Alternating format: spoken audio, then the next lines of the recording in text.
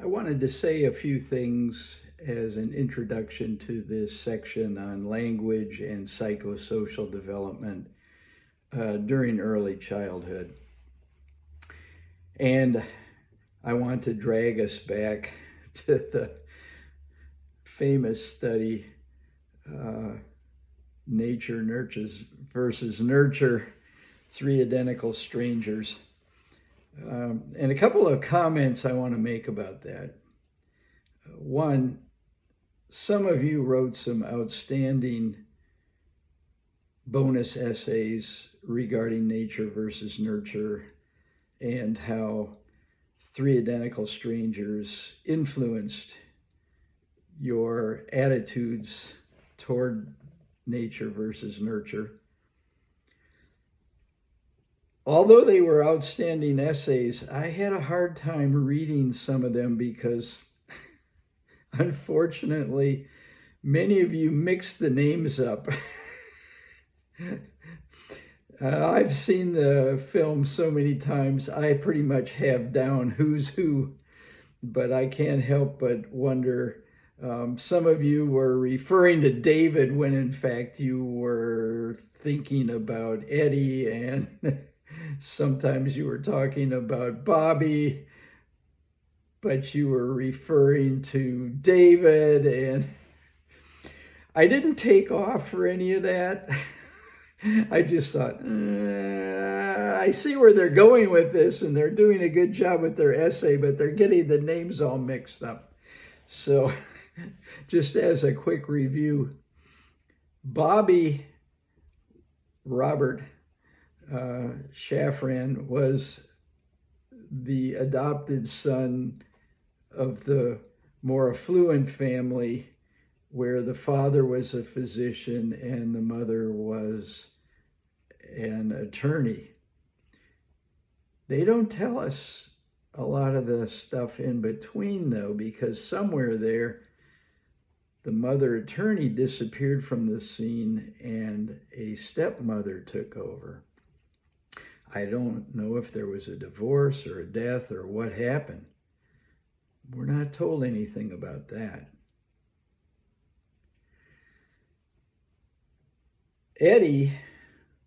Edward,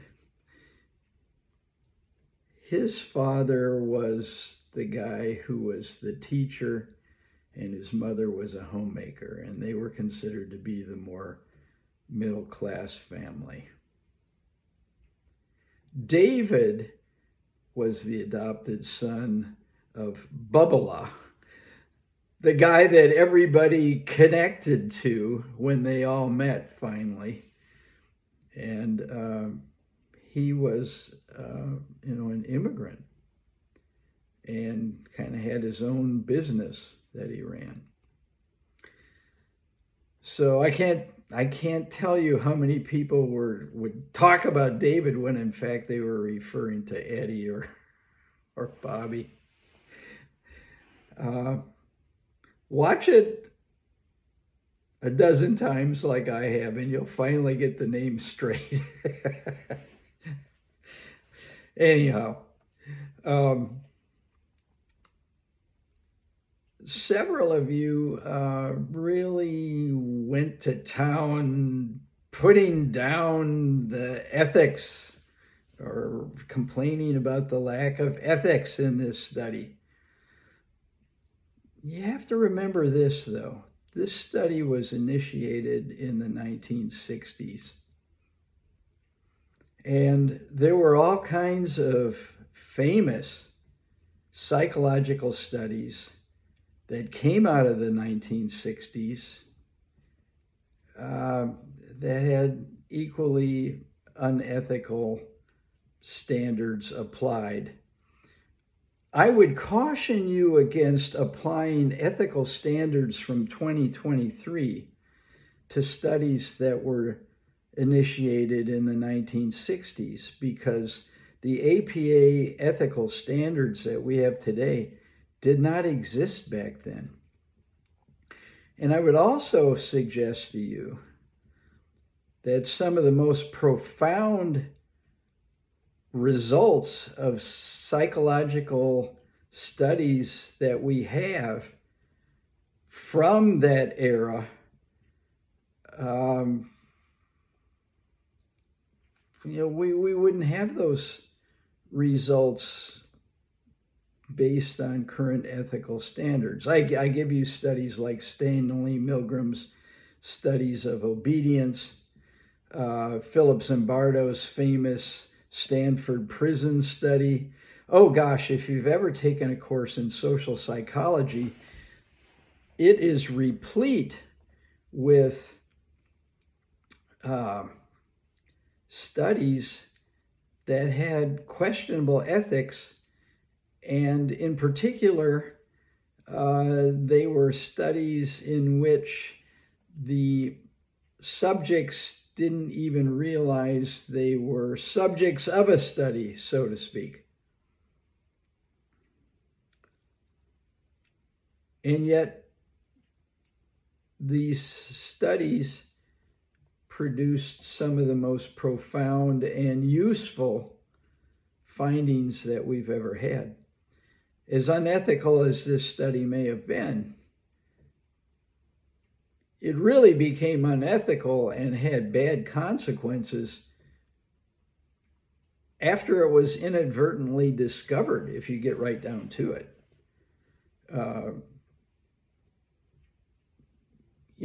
It just so happened that Bobby decided to go to the same college that Eddie had attended the previous year.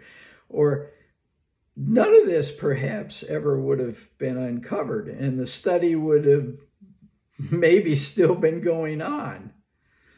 What is a tragedy, though, is that the results have never really been made known. Whereas the results of these other unethical studies have been made known, and they've been quite profound.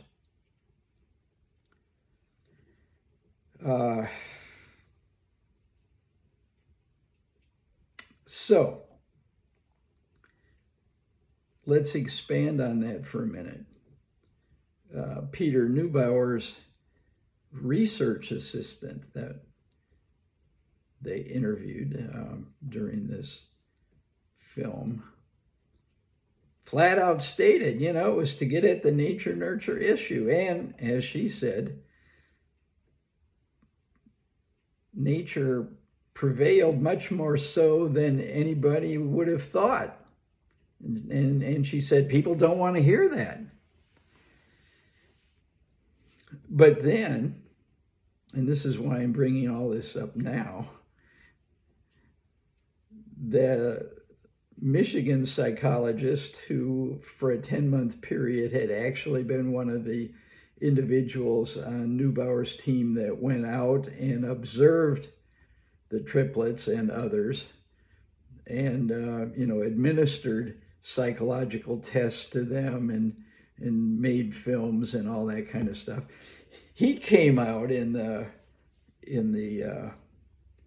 video and said, well, this was all about studying parenting styles. Well, how do you study parenting styles exactly? Now, this section, I talk about a lot of research that's been done by Diana Baumride about different parenting styles that she calls authoritarian, permissive, and authoritative, and each of those have some subsets to them. You'll be able to get into those lectures later, but one thing that concerned me about, and some of you touched on this in your essays, it just seemed like there was nothing. If they studied parenting styles, they didn't say one single thing about the moms. Nothing. All we heard about was, well, Bobby's dad was a busy physician, and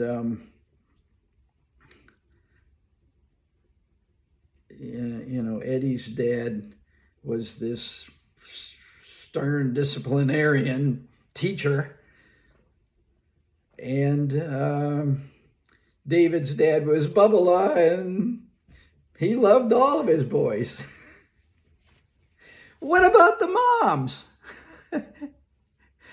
By the end of the film, it's like everybody's blaming Eddie's suicide on his adopted dad, you know. Come on.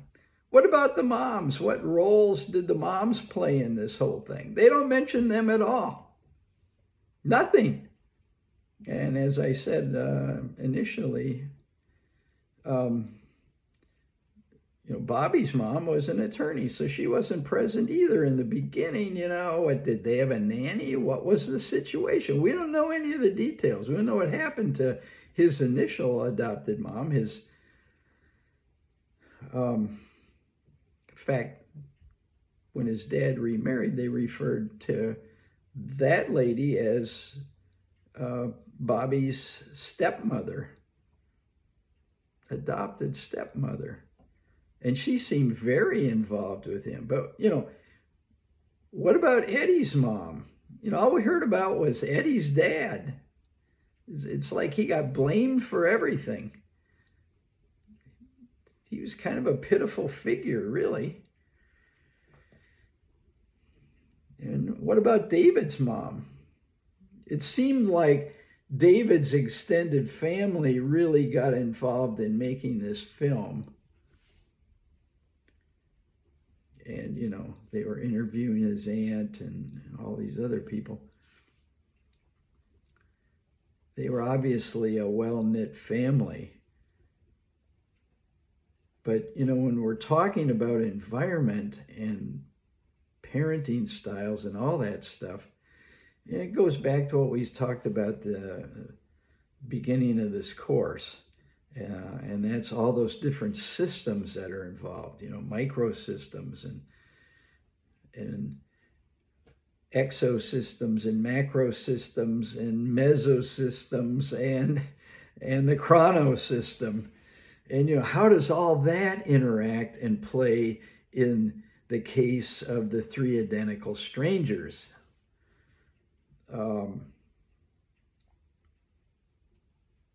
I need more information about all those things. And so I think where this thing really falls short, and again, it's what were they really studying, If, studying parenting styles? Well, what they were studying the dads? They weren't studying the moms? I mean, none of this came out. And I guess we'll never know because all the data is crammed in somewhere. Under lock and key, I think it's at Yale until 2066. Well, it's very unlikely I'll still be around. Hopefully some of you will be, or most of you will be, but I'd really like to see this study get published. I would love to sit down and meet with the guy from Austin who uncovered it all. It would be very interesting to talk to. And my whole thing is this. Yeah, it was unethical, but so are these other monumental studies that have been done. The difference is they got published, and this study has not. And that is the biggest unethical component of all of it. Well, that's my speech for the day as we explore parenting styles.